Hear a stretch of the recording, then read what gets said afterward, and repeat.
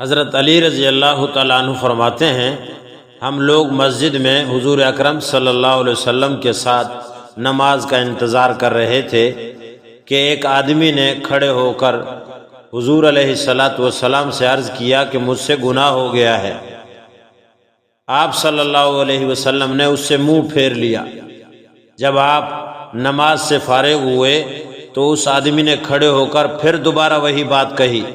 हुज़ूर अकरम सल्लल्लाहु अलैहि वसल्लम ने फरमाया, क्या तुमने हमारे साथ ये नमाज नहीं पढ़ी और क्या तुमने इस नमाज के लिए अच्छी तरह वज़ू नहीं किया? उसने कहा, क्यों नहीं? हुज़ूर अकरम सल्लल्लाहु अलैहि वसल्लम ने फरमाया, ये नमाज तेरे इस गुनाह का कफ़ारा है। यानी नमाज पढ़ने से, नेक आमाल करने से गुनाह धुलते हैं, माफ़ होते हैं, मिटते हैं। एहतिमाम फरमाइए।